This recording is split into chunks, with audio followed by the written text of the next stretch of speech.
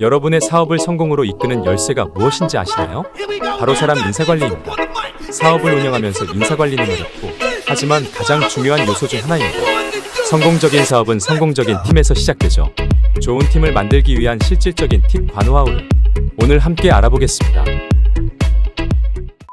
오늘 함께할 윤명훈님은 원티드랩에서 사업 총괄을 맡고 계시며 HR 분야에서 굉장히 오래 일해온 전문가신데요. 특히 채용 전략과 조직 관리에 있어 굉장히 많은 경험을 하신 분이라고 합니다. 특히 사업자분들에게 오늘 현실적이고 유익한 인사관리 팁을 제공해 주신다고 하는데요. 반갑습니다. 네, 반갑습니다. 네, 저는 대기업, 유니콘 기업, 스타트업 여러 기업에서 HR을 담당했었고 지금은 HR 사업을 하고 있습니다. 주로 스타트업 분들의 고민을 들어드리는 일을 하는데요. 오늘 제가 알고 있는 HR의 중요한 요소를 좀 간략하게 꿀팁 위주로 전달을 해드리겠습니다.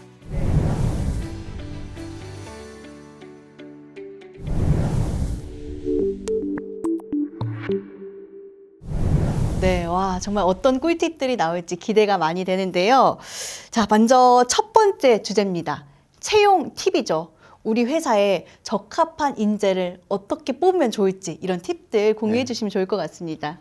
네, 채용이 정말 너무너무 중요하죠. 특히 이제 사업을 처음 하시는 분들은 거의 절반 정도가 이제 사람에 대한 고민이라고 합니다. 그래서 어떤 사람과 같이 일할지가 너무 중요한데요. 이 채용에 있어서는 크게 두 가지 정도를 고민을 하셔야 됩니다. 첫 번째로는 일단 우리 회사에 채용을 지원하기 위해서 사람들을 많이 불러 모으는 일, 우리가 리크루팅이라고 하는 그 사람들을 불러 모으는 게 중요하고요. 사람들을 많이 모으기 위해서는 좀 채용 사이트나 이런 것을 좀 활용해 보시는 것도 필요하고, 그런데 이 채용 사이트에 가보면 정말 또 다른 회사들의 여러 채용 공고가 이렇게 올라와 있어요. 그러면 우리는 이 채용 공고를 최대한 자세하게 와서 어떤 일을 할 수 있는지 좀 명확하게 써주시는 게 중요합니다. 제가 다니고 있는 원티드랩은 바로 이런 채용 중개를 하고 있는데, 사실 이 직무 공고를 자세하게 쓸수록 지원자가 실제로 더 많아지는 데이터를 가지고 있습니다.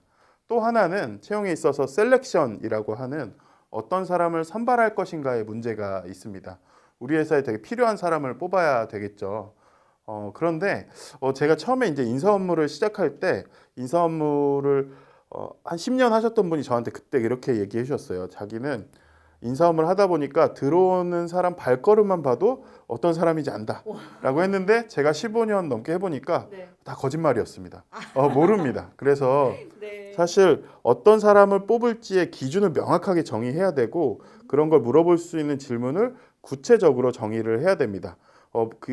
그냥 저희가 면접만 봤을 때 사실 좋은 사람을 뽑을 수 있는 확률이 한 50%도 채 되지 않는다는 연구 결과가 되게 많이 있습니다. 그래서 우리 회사에 필요한 사람의 기준을 정의하고 거기에 맞춰서 사전에 질문을 정의하고 그 질문에 맞춰서 어떤 대답을 했을 때 좋은 점수를 줄지까지 정의해서 우리가 이걸 구조화 인터뷰라고 하는데요. 구조화 인터뷰를 정리하는 게 필요합니다.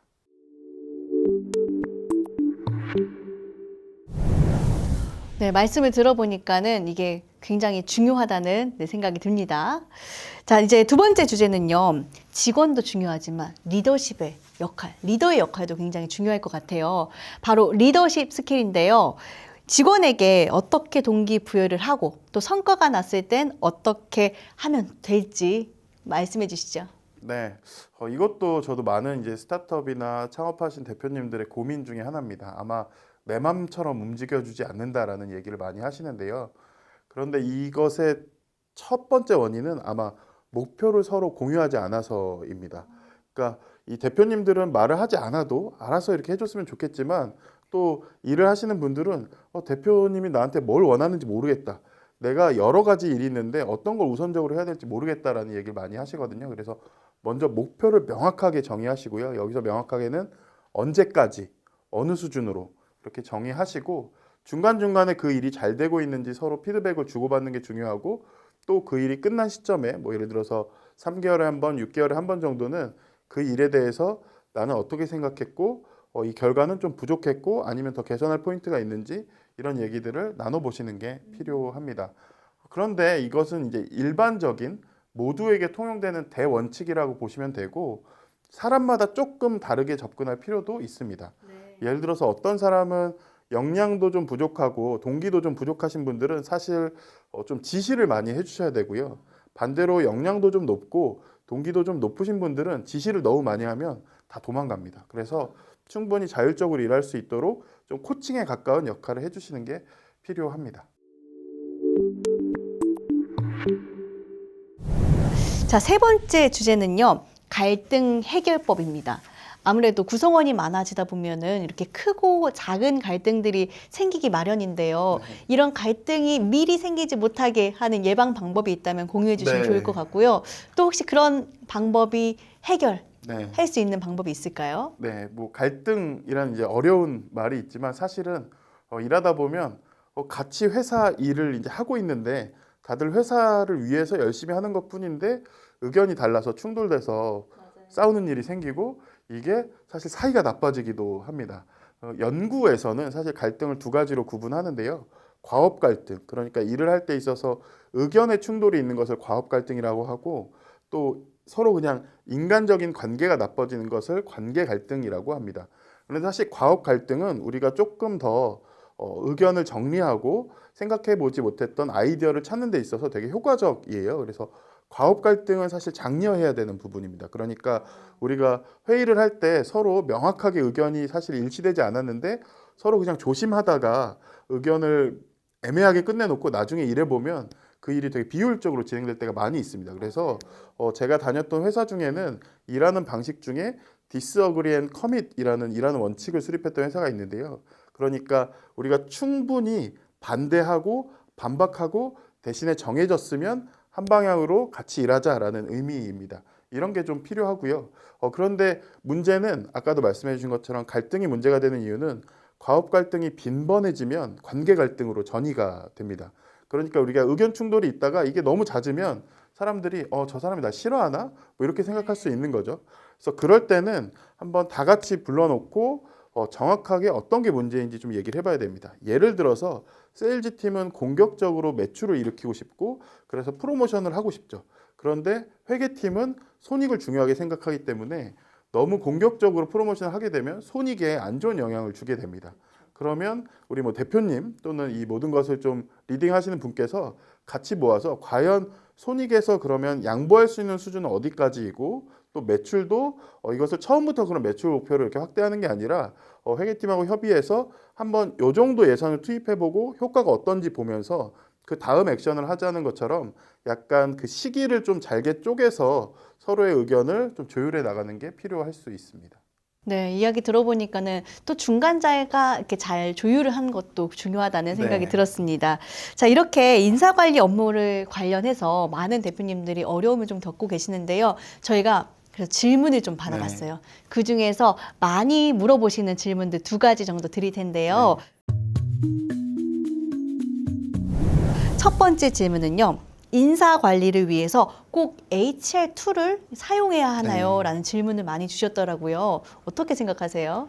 네, 아마 여기서 말씀하시는 이제 HR 툴이라는 게 꼭 HR 뭐 솔루션 시스템을 사용해야 되는지를 물어보시는 것 같은데요. 작은 기업의 경우에는 사실은 인사관리 툴이 아니라 그냥 스프레드시트 같은 간단한 도구로도 관리를 할 수 있습니다. 그런데 최근에는 사실 이 HR 솔루션이 거의 한 명당 월 사용료가 뭐 2,000원, 3,000원 요 정도 수준에서도 근태나 급여를 관리할 수 있는 솔루션들이 많이 나오고 있어요. 다른 것보다 역시 근태나 이런 기록들은 나중에 회사가 좀 더 커지게 되면 근로기준법이나 여러 가지에 좀 감독을 받게 되는데요. 그래서 미리 좀 준비한다는 생각으로 선제적으로 써보시는 것도 저는 좋다고 생각합니다. 또 특히 이런 HR 솔루션을 쓰기 위해서 국가에서 바우처 사업을 통해서 지원해 주는 경우도 많아서요. 그런 걸 잘 활용해 보셔서 좀 경제적으로 사용해 보시는 것도 좋을 것 같습니다. 네, 좋습니다. 자, 두 번째로 많았던 질문이요. 성과가 낮은 직원에게 네. 과연 어떤 피드백을 줘야 하는지 네. 많이들 물어보셨어요. 굉장히 어렵죠. 그 성과가 낮다라는 게 사실 회사의 입장에서 봤을 때 원하던 결과가 나오지 않았다라고 판단하는 것이고, 그런데 직원 입장에서는 아마 이렇게 말할 수 있거든요. 나는 열심히 했다. 그러니까 나는 집에 안 가고 늦게까지 일했다. 그런데 회사 입장에선 그럼에도 불구하고 결과가 나오지 않았다입니다. 그래서 목표를 먼저 명확하게 하고요. 그래서 현실적으로 이 목표에 대해서 회사 입장에서 또는 대표님 입장에서 어떻게 생각하는지를 잘 전달해 줘야 됩니다. 이 부분이 되게 중요한데 대표님들 중에 좀 이런 싫은 소리를 잘 못하시는 분들이 있어요.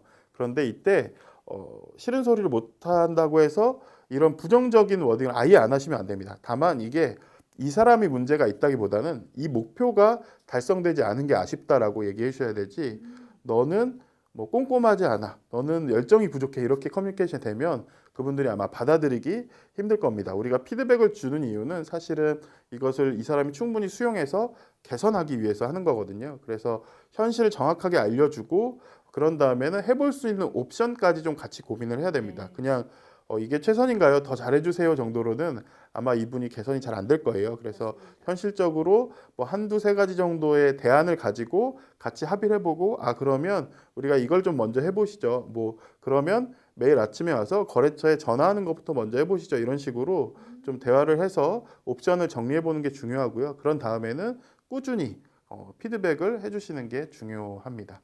그래서 좀 성과가 낮은 분들은 사실 아무래도 조금 더 리소스가 들어갈 수밖에 없고요. 그래서 좀 꼼꼼하게 체크를 해주셔야 됩니다. 네, 우리 대표님들께 굉장히 많은 도움이 됐을 것 같습니다. 자, 이렇게 오늘은 윤명훈 사업총괄님과 함께 인사관리의 기본을 알아봤습니다. 이렇게 얘기를 들어보니까요, 좋은 팀은 우연히 나오는 게 네. 아니라는 거 알게 된 것 같고요. 리더로서 또 체계적이고 진정성 있게 관리하는 것이 중요하다는 생각이 들었습니다. 네, 맞습니다. 말씀해 주신 것처럼 좋은 팀은 우연히 나오지 않고 사실 좋은 팀이었다가도 조금만 방심하면 안 좋은 팀이 되기도 합니다. 그때그때 상황이 달라지고 그때그때 사람의 좀 기대치가 달라지기 때문에요. 그래서 많이 대화를 하시고 또 이것을 너무 좀 방어적으로 생각하지 마시고 구성원들의 의견을 충분히 좀 들어주시면서 대신에 그때그때 이렇게 했으면 좋겠다 개선 의견을 주는 것보다 먼저 우리 회사의 중요한 원칙은 이런 거야 라고 해서 좀 사전에 정리해 두면서 좀 인사를 관리해 보시면 좋을 것 같습니다. 네, 좋은 정리 감사합니다. 오늘 좋은 말씀도 감사하고요. 오늘 저희는 여기서 인사드리겠습니다. 안녕히 계세요.